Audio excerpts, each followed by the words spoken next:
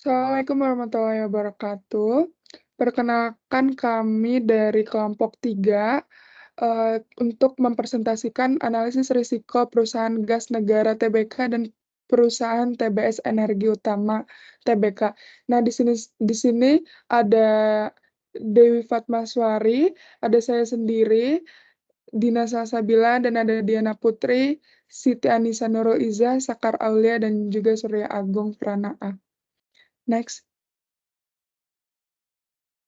Untuk daftar isi, kami ada analisis SWOT, analisis pastel, analisis kualitatif, matriks risiko, analisis kuantitatif, perbandingan hasil analisis dua perusahaan, kesimpulan, dan juga referensi.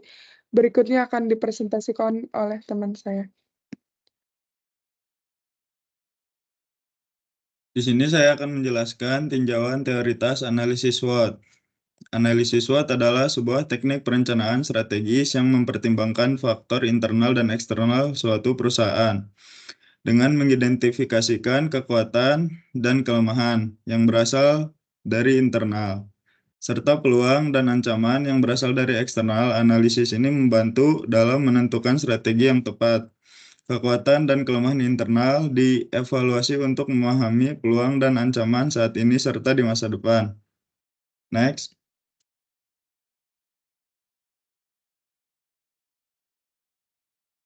Terus.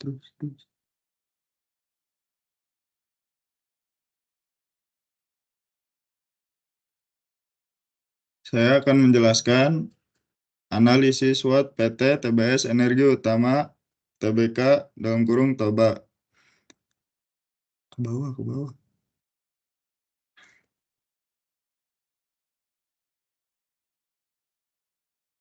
Di sini ada strength,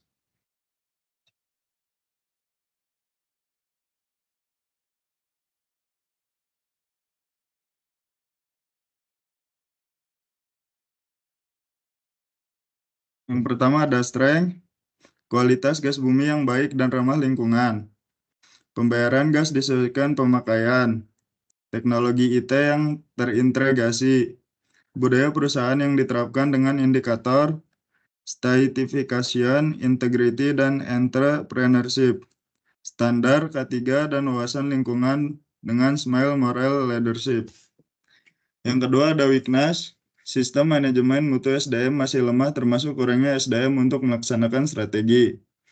Armada pengangkut CNG yang sedikit, fasilitas dan alat masih kurang, terdapat pipa yang belum terintegrasi.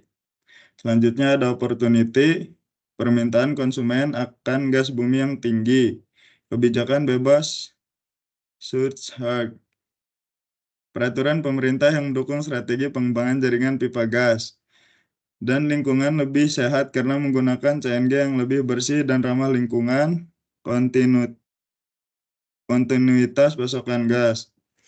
Terus ada threat, bencana alam seperti banjir dan tanah longsor, konsumen yang belum memiliki pengetahuan khusus tentang gas, dan manajemen storage gas kurang maksimal. Terus di sini juga ada analisis SWOT perusahaan gas negara TBK atau PGAS. Yang pertama ada strength. Di tengah persaingan bisnis industri gas bumi di Indonesia adalah memiliki infrastruktur yang telah dibangun dan tersebar, transmisi, distribusi, dan penyimpanan dengan baik, kualitas gas bumi yang baik dan ramah lingkungan, harga gas bumi yang kompetitif, kompetensi SDM yang unggul, serta kondisi keuangan perusahaan yang baik. Terus ada weakness. Di tengah persaingan bisnis gas bumi di Indonesia adalah ketergantungan kepada produsen gas bumi, kondisi infrastruktur dan peralatan yang sudah tua, serta adanya inefisiensi perusahaan. Ada opportunity. Di tengah persaingan bisnis gas bumi di Indonesia adalah pangsa pasar dan permintaan kebutuhan gas bumi yang terus meningkat. Dan terakhir, third, di tengah persaingan bisnis gas bumi di Indonesia adalah pasokan gas existing yang berkurang. Adanya intervensi pemerintah dalam penerapan harga gas. Terbukanya peluang pihak swasta untuk menggunakan. Next.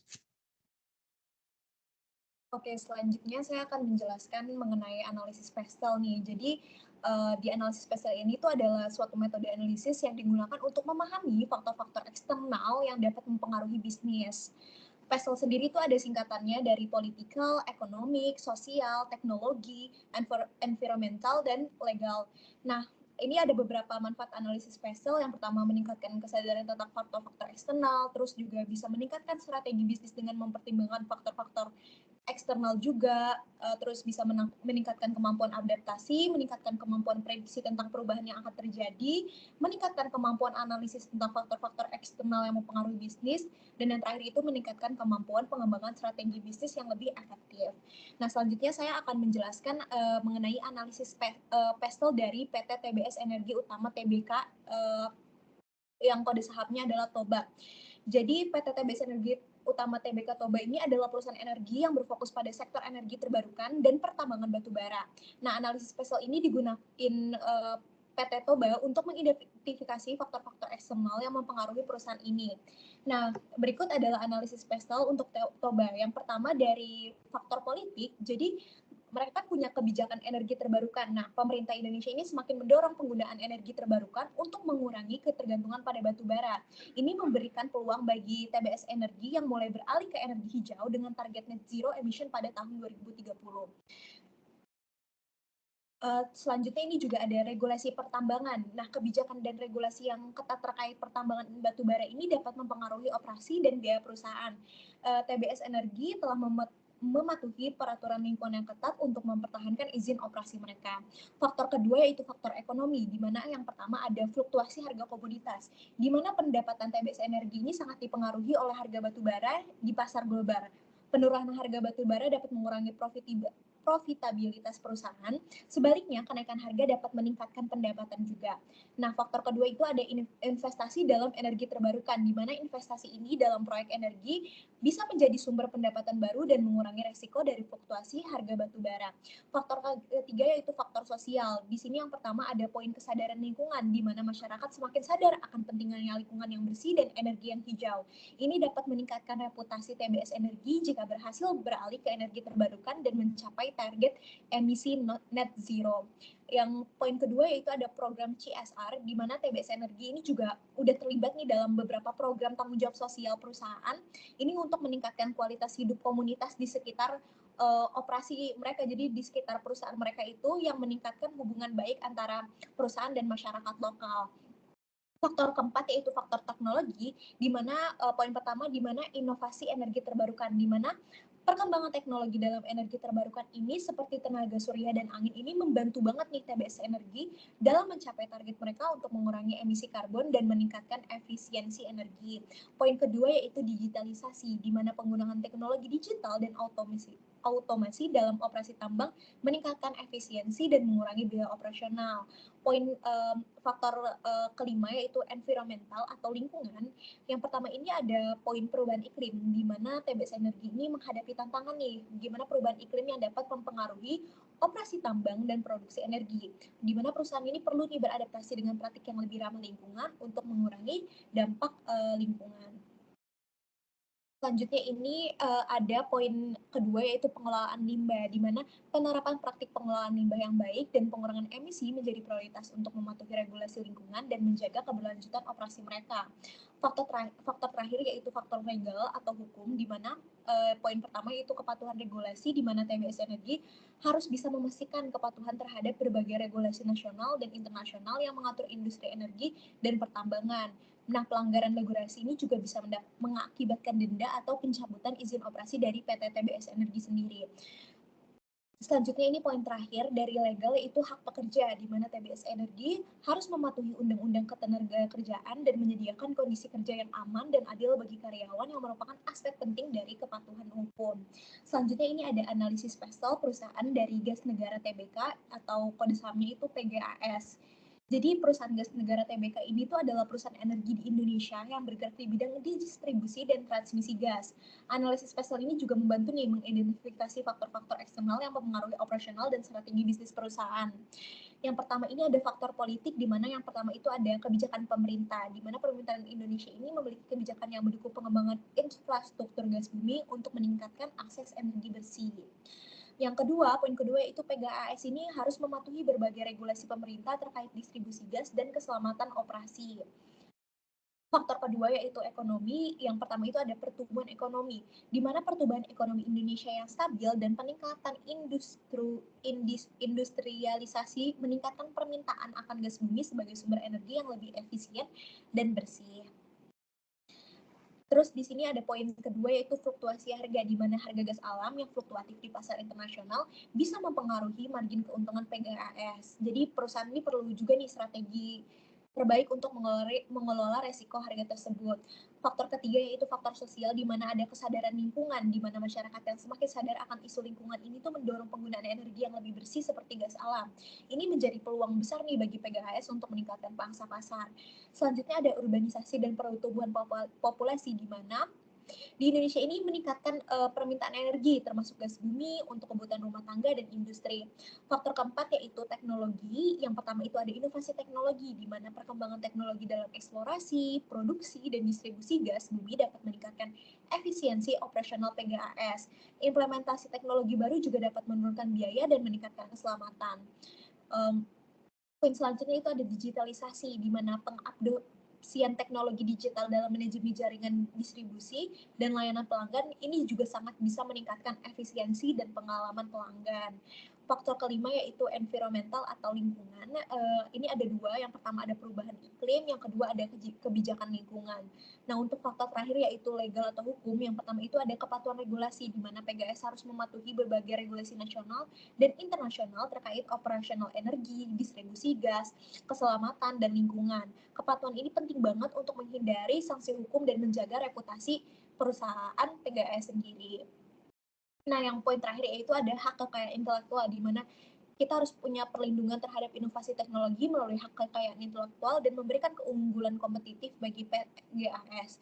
Nah, di sini saya akan membacakan beberapa perbandingan hasil analisis PESEL-nya sendiri. Kalau dari politik ini, Toba ini terpengaruh oleh regulasi pertambangan yang ketat dan dorongan pemerintah untuk energi terbarukan.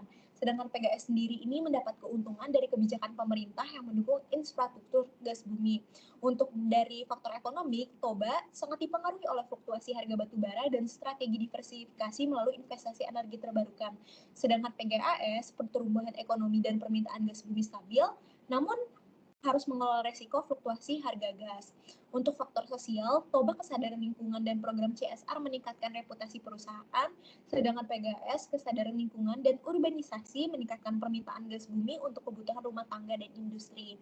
Untuk faktor teknologikal ini, Toba fokus pada inovasi dalam energi terbarukan dan digitalisasi operasional tambang, sedangkan PGAS menggunakan teknologi dalam distribusi gas dan digitalisasi untuk meningkatkan efisiensi dan keselamatan. Faktor lingkungan, Toba beradaptasi dengan perubahan iklim dan kebijakan lingkungan dengan adopsi praktik bisnis berkelanjutan, sedangkan PGAS menghadapi kebijakan lingkungan yang ketat dan perubahan iklim dengan fokus pada penggunaan gas bumi sebagai energi bersih. Faktor terakhir yaitu legal atau hukum. Di sini Toba harus mematuhi terhadap berbagai regulasi nasional dan internasional yang ketat, sedangkan PGAS ini harus memastikan kepatuhan terhadap regulasi energi dan perlindungan hak kekayaan intelektual untuk operasional dan inovasi. Baik, selanjutnya akan dijelaskan oleh rekan saya. Oke, selanjutnya saya akan menjelaskan analisis kualitatif. Nah, analisis risiko kualitatif ini adalah proses yang berfokus pada identifikasi dan penilaian risiko secara subjektif, menggunakan metode yang tidak melibatkan penggunaan angka atau statistik. Dalam analisis risiko kualitatif, risiko diidentifikasi dan dianalisis berdasarkan faktor-faktor seperti probabilitas dan pengaruhnya, serta status proyek dan tipe proyek. Teknik yang digunakan dalam analisis risiko kualitatif meliputi sebagai berikut. Selanjutnya saya akan menjelaskan analisis kualitatif dari PT Toba.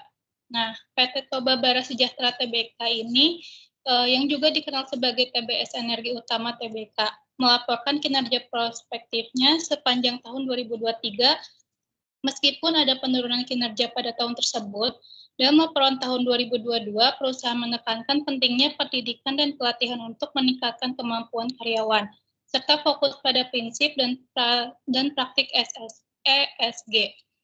Lalu sebagai pusat pertumbuhan bisnis, perusahaan juga mengembangkan sistem pelaporan pelanggaran whistleblowing untuk memastikan transparansi dan manajemen risiko yang tepat. Kinerja keuangan pada tahun 2022 didukung oleh harga batu bara yang kuat dan mendapatkan stabil dari segmen pembangkit listrik, serta langkah maju dengan kontrak baru dengan PT Perusahaan Listrik Negara PLN. Laporan keuangan konsolidasian intern per 30 September 2022 menunjukkan pendapatan meningkat dan biaya operasional terkendali. Selanjutnya model bisnis dari PT TBS Energi Utama. PT Toba Bara Sejahtera Tbk yang kini dikenal sebagai PT TBS Energi Utama Tbk beroperasi di berbagai sektor industri seperti ketenaga listrikan, pertambangan, perkebunan. Dalam pertambangan mereka memiliki 3 anak perusahaan dengan total lahan 7.087 hektar di Kutai Kartanegara, Kalimantan Timur dan menghasilkan lebih dari 5,5 juta metrik ton batu bara pada tahun 2011. Di sektor ketenaga listrikan, perusahaan ini memiliki pembangkit listrik independen dan berinvestasi dalam energi terbarukan melalui beberapa anak perusahaan. Mereka juga mengelola perkebunan, kelapa sawit, dan memiliki konsesi lahan minyak dan gas di Blok Tenggara Madura pada tahun 2020. Perusahaan ini beralih fokus pada energi terbarukan dan kendaraan listrik. Meskipun harga saham Toba turun 26%, perusahaan optimis dengan valuasi yang atraktif dan prospek batubara yang masih kuat seiring permintaan domestik yang tinggi. Selanjutnya, identifikasi potensi risiko PT TBS Energi Utama. Yang pertama itu risiko bisnis dan operasional. Ketergantungan pada harga batubara. Fluktuasi pada harga batubara global dapat menurunkan pendapatan dan menciptakan ketidakpastian. Lalu regulasi pemerintah dan lingkungan. Perubahan regulasi yang lebih ketat terkait lingkungan pada meningkatkan biaya operasional dan menurunkan margin keuntungan. Lalu efisiensi operasional. Risiko kenaikan biaya produksi akibat harga bahan baku, tenaga kerja, dan teknologi yang mahal. Lalu yang kedua itu risiko keuangan. Stabilitas pasar keuangan. Fluktuasi harga batu bara yang besar dapat mempengaruhi pendapatan dan kinerja keuangan. Lalu risiko valuta asing. Pendapatan dalam dolar AS dan biaya operasional dalam mata uang lokal dapat menyebabkan fluktuasi margin keuntungan akibat perubahan nilai tukar. Yang ketiga, risiko strategis. Transisi ke energi terbarukan. Investasi besar diperlukan untuk transisi ini, dan kegagalan atau keterlambatan bisa mempengaruhi prospek pertumbuhan. Lalu konsentrasi bisnis. Ketergantungan pada batu bara dan sektor listrik menimbulkan risiko jika ada perubahan signifikan dalam permintaan atau regulasi. Lalu yang keempat, risiko eksternal, ketidakpastian ekonomi global.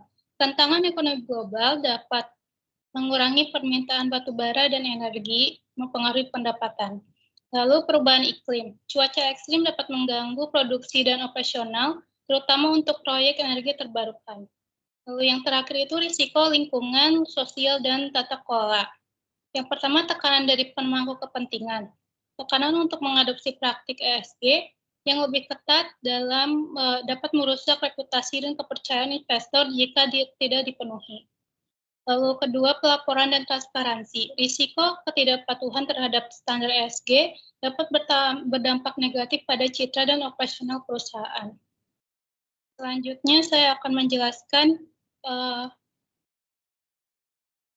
risiko analisis kualitatif perusahaan dari gas negara Tbk atau PGAS. Yang pertama itu pendapatan dan kinerja keuangan. Pada tahun 2022, PGAS mencatat peningkatan pendapatan sebagai akibat dari peningkatan volume penjualan gas serta kenaikan harga gas dunia. Kinerja keuangan yang kuat juga didorong oleh efisiensi operasional dan diversifikasi produk. Lalu yang kedua ada model bisnis. Pertamina Gas secara berkelanjutan mengembangkan bisnisnya dengan mengembangkan 2 pipa transmisi gas baru, jaringan gas rumah tangga baru, dan proyek-proyek fasilitas gas lainnya di seluruh Indonesia demi menjamin kebutuhan pasokan energi domestik. Hingga akhir tahun 2022, kegiatan usaha Pertamina Gas didukung oleh dua entitas anak usaha, yaitu PT Pertagas Niaga dan PT Pertarun Gas, dan dua entitas perusahaan patungan, yaitu PT Pertadaya Gas dan PT Pertasamtan Gas. Yang ketiga, diversifikasi. Perusahaan juga terlibat dalam proyek-proyek diversifikasi seperti pengembangan jaringan distribusi gas kota dan pemasangan sambungan rumah tangga baru untuk meningkatkan basis pelanggan dan ketergantungan pada sumber pendapatan lain.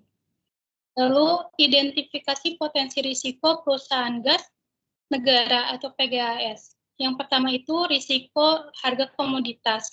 Harga gas bumi sangat dipengaruhi oleh harga minyak dunia dan faktor ekonomi global. Fluktuasi harga yang tajam dapat mempengaruhi margin keuntungan PGAS. Pada tahun 2022, harga energi global yang volatil menjadi tantangan bagi perusahaan. Lalu yang kedua itu regulasi dan kebijakan pemerintah. Perubahan regulasi dan kebijakan pemerintah terkait harga gas dan subsidi energi dapat mempengaruhi operasi dan profitabilitas PGAS. Pada tahun 2022, terdapat diskusi mengenai penyesuaian tarif dan kebijakan distribusi yang bisa berdampak pada strategi bisnis perusahaan. Lalu yang ketiga, risiko infrastruktur. Sebagai perusahaan yang bergantung pada infrastruktur pipa dan fasilitas regasifikasi, risiko terkait kegagalan infrastruktur, bencana alam, dan serangan cyber sangat signifikan. Keamanan dan pemeliharaan infrastruktur menjadi prioritas untuk menghindari gangguan operasional. Lalu yang keempat, persaingan dan pasar. Persaingan di sektor energi, termasuk dari energi terbarukan dan alternatif, terus meningkat. PGAS perlu terus berinovasi dan mempertahankan keunggulan kompetitifnya untuk mengatasi ancaman dari energi yang lebih ramah lingkungan dan kompetitif. Lalu yang kelima itu risiko keuangan. Perubahan nilai tukar mata uang dan suku bunga global dapat mempengaruhi kondisi keuangan perusahaan. Mengingat beberapa pembiayaan dan transaksi internasional dilakukan dalam mata uang asing. Lalu yang keenam itu lingkungan dan keberlanjutan. Perusahaan menghadapi tekanan dari pemangku kepentingan untuk meningkatkan praktik keberlanjutan dan mengurangi dampak lingkungan. Implementasi kebijakan ESG menjadi penting untuk menjaga reputasi dan kepatuhan terhadap regulasi lingkungan. Yang ketujuh, dampak ekonomi global. Fluktuasi harga minyak global dan volatilitas pasar energi dapat mempengaruhi harga jual dan biaya input gas bumi, yang berdampak pada kinerja keuangan. Lalu yang kedelapan, ketergantungan pada segmen industri. Dominasi pelanggan industri dan komersial dalam pendapatan bisa menjadi risiko jika ada penurunan dalam sektor industri atau perubahan kebijakan energi yang mempengaruhi konsumsi gas. Lalu yang kesembilan, risiko operasional dan force majeure. Kondisi force majeure terkait pengiriman LNG ke Singapura pada tahun 2023 menunjukkan risiko operasional signifikan yang dapat mempengaruhi kinerja dan keuangan perusahaan. Penundaan dalam pengiriman LNG bisa menyebabkan kehilangan pendapatan dan potensi litigasi. Lalu yang ke-10, kebijakan pemerintah. Harga jual rata-rata PGAS sangat dipengaruhi oleh kebijakan pemerintah, sehingga PGAS tidak dapat sepenuhnya memanfaatkan kenaikan harga komoditas energi. Lalu yang ke-11, pengelolaan proyek dan investasi. Proyek-proyek baru seperti jaringan pipa blok, Rokan, dan Gresik Semarang. Meskipun memiliki potensi meningkatkan distribusi gas, memerlukan pengelolaan dan investasi yang efisien untuk menghindari penundaan dan pembengkakan biaya. Selanjutnya akan dijelaskan oleh rekan saya. Selanjutnya ada matrik risiko, yaitu ada daftar risiko perusahaan gas negara, yaitu PGAS. Yang pertama ada risiko harga komoditas, yaitu fluktuasi harga minyak dunia yang mempengaruhi harga gas bumi. Terus yang kedua, regulasi dan kebijakan pemerintah, yaitu perubahan regulasi dan kebijakan terkait harga gas dan subsidi energi. Dan yang ketiga ada risiko infrastruktur, yaitu yang dimana kegagalan infrastruktur, bencana alam, dan serangan cyber.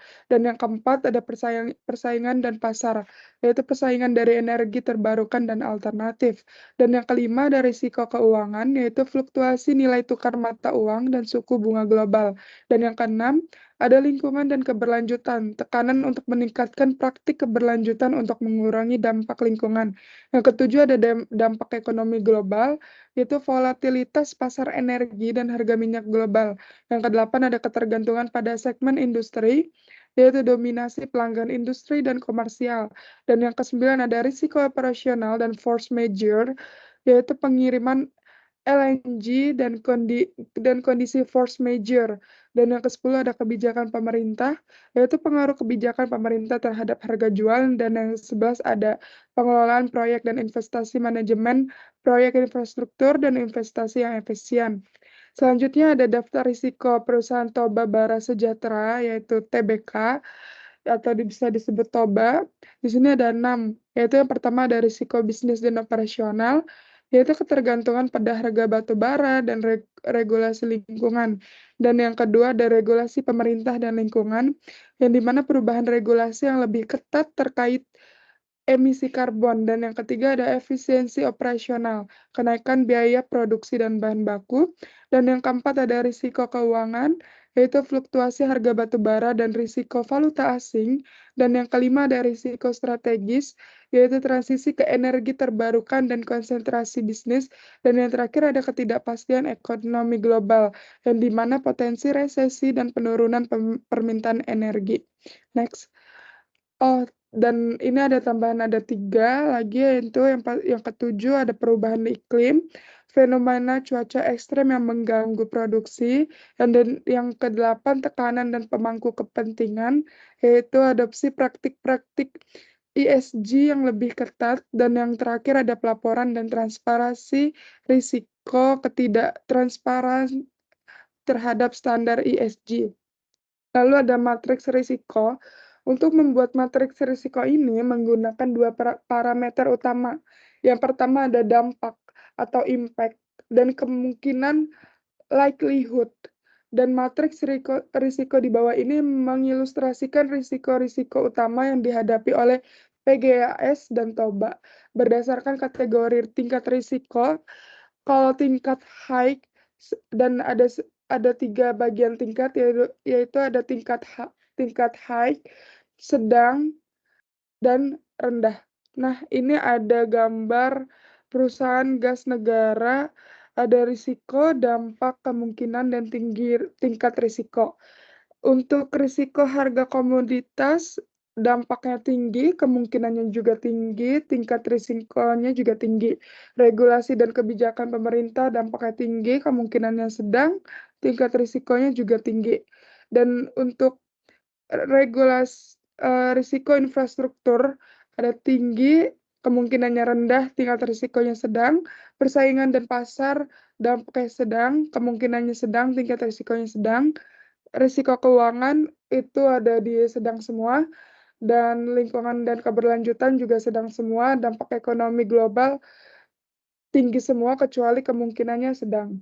Dan ketergantungan pada segmen industri itu sedang, kemungkinan dan tingkat risikonya juga rendah. Dan untuk risiko operasional dan force majeure itu dampaknya tinggi, kemungkinannya rendah, dan tingkat risikonya sedang. Untuk kebijakan pemerintah semuanya sedang. Next.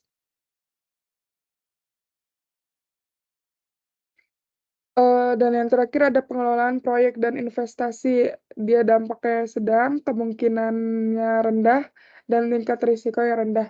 Untuk perusahaan Toba Bara Sejahtera Tbk, atau bisa disebut Toba, yaitu ada risiko bisnis dan operasional.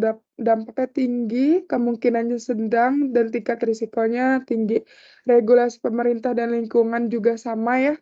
Dan efisiensi operasional itu ada di tingkat sedang semua, risiko keuangan semuanya di tinggi kecuali kemungkinan, ada di sedang, risiko strategis semuanya tinggi kecuali di sedang, ketidakpastian ekonomi global dan perubahan iklim juga sama, tekanan dari pemangku kepentingan juga semuanya di tingkat sedang, dan pelaporan dan transparansi itu dampaknya sedang, kemungkinan dan tingkat risikonya rendah.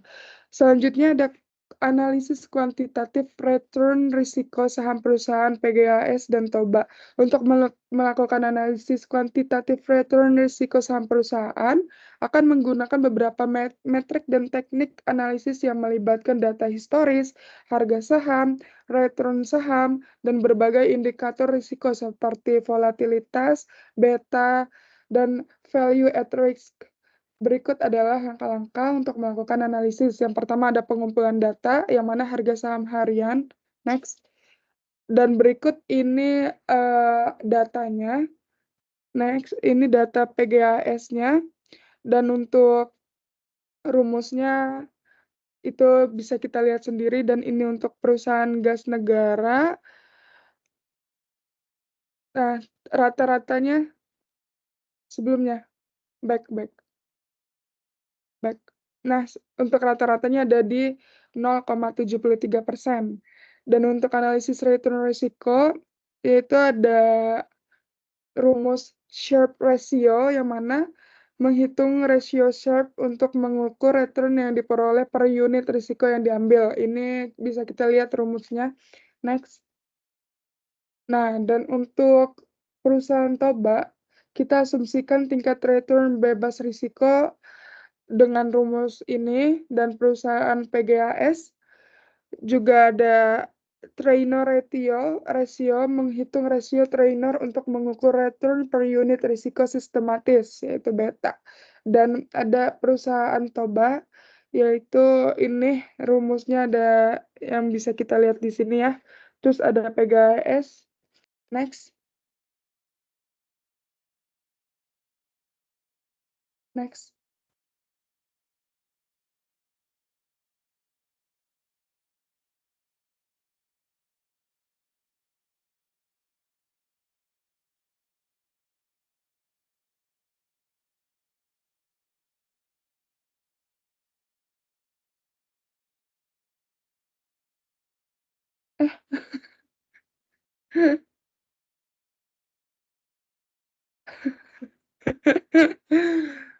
Kok hilang?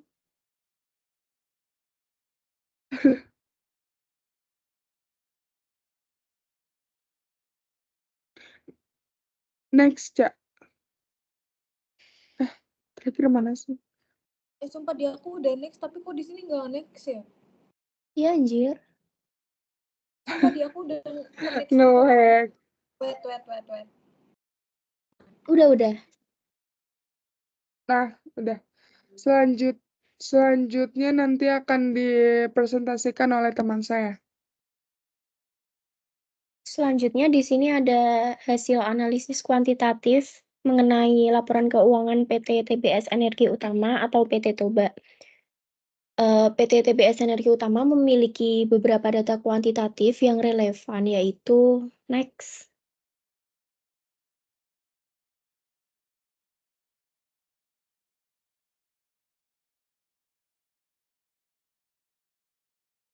Yang pertama ada laporan keuangan konsolidasi interim. Yang pertama ada aktiva lancarnya. Kas dan setara kasnya sekitar 73.373. Selanjutnya ada piutang usaha, yaitu 4.429.554 rupiah. Dan selanjutnya ada persediaan neto 28.394.136 rupiah. Dan ada pajak dibayar di muka sekitar 5.921.819 rupiah. Next.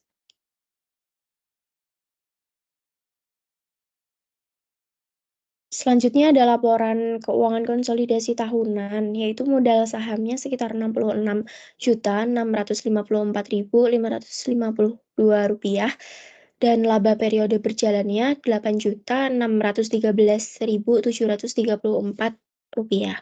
Selanjutnya ada laba komprehensif, yaitu sekitar 14.613.185 rupiah, dan ada laba bersih sekitar 5.999.000. Next.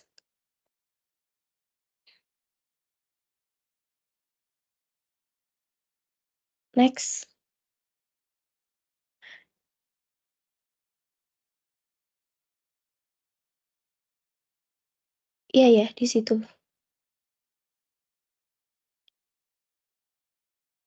Di sini ada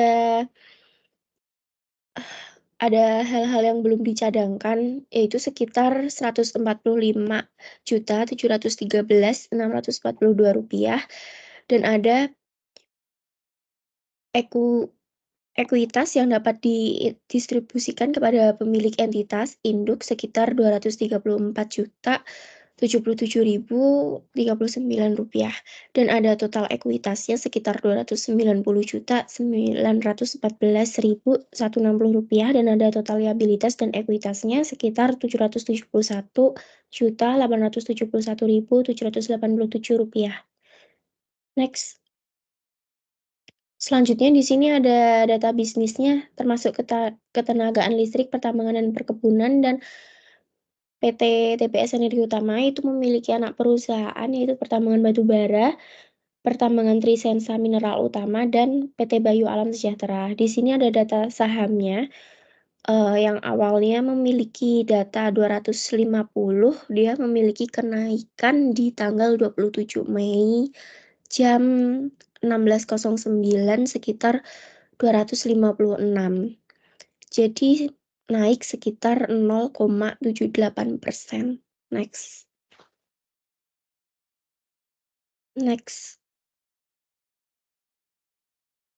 Selanjutnya di sini ada laporan keuangan dari PT Gas Negara Tbk, yaitu PT Gas Negara memiliki beberapa data kuantitatif termasuk aktiva lancarnya, kas dan setara kas 73.373, cash and cash equivalents-nya sekitar 105.294.404 rupiah. Ada piutang usaha netonya sekitar 4.429.554 rupiah. Piutangnya sekitar 66.654.552 rupiah dan persediaan netonya 28.394.136 rupiah. Dan ada pajak dibayar di mukanya sekitar 5.900.000. Nah, next. Laporan keuangannya, modal sahamnya sekitar 66.654.552 rupiah. Ada laba periode berjalannya 8.613.000. Selanjutnya ada laba bersihnya 5.999.000 dan non-controlling interest-nya rupiah 35. Next.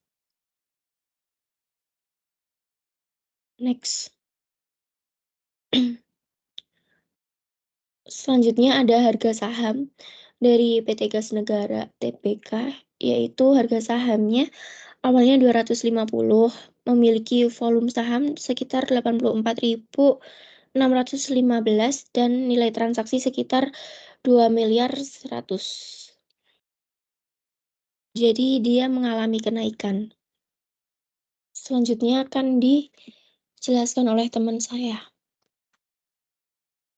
Lalu selanjutnya ada perbandingan hasil analisis dari kedua perusahaan, yaitu PT TBS Energi Toba, PT TBS Energi Utama atau Toba, sama perusahaan gas negara TBK atau PGAS. Untuk PT TBS Energi Utama atau Toba sendiri dia menekankan pada pentingnya pendidikan dan pelatihan untuk meningkatkan kemampuan karyawan dan juga memastikan keberhasilan dari bisnis dalam jangka panjangnya. Selain itu, mereka juga menekankan fokus pada prinsip mendasar dan praktik ESG atau Environmental, Social, and Governance. Dan sebagai pada pertumbuhan bisnisnya. Selain itu, PT Toba ini juga udah mengembangkan sistem pelaporan pelanggaran whistleblowing dan juga memastikan transparansi dalam organisasi melalui manajemen risiko yang tepat dan juga penyelarasan kepentingan pada pemangku kepentingan.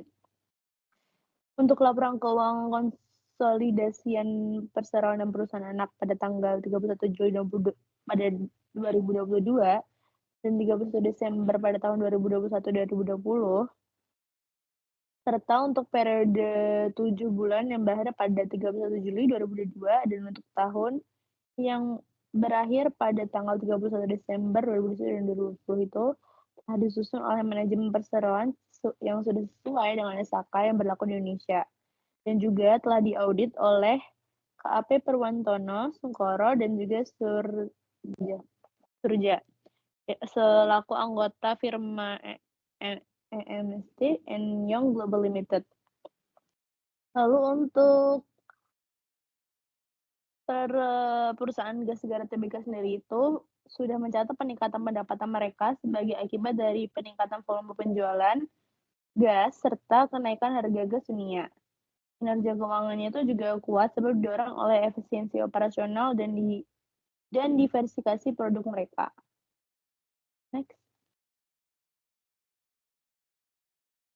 Selain itu, kegiatan usaha Pertamina Gas ini tuh didukung oleh dua entitas anak perusahaan, yaitu ada PT Pertegas Niaga dan juga PT Perta Arun Gas. Lalu ada dua entitas perusahaan patungan itu juga ada PT Pertadaya Gas sama PT Perta Sampan Gas. Next. Lalu untuk kesimpulan dari makalah kami sendiri itu, yang pertama ada analisis pastelnya itu menunjukkan bahwa PT TBS Energi Utama Tbk atau Toba sama perusahaan gas negara itu menghadapi faktor-faktor eksternal yang serupa, tapi dengan fokus dan tantangan yang berbeda. Sehingga secara keseluruhan PT Toba Baras Sejahtera Tbk ini itu menghadapi berbagai risiko yang dapat mempengaruhi kinerja jangka pendek dan juga jangka panjangnya.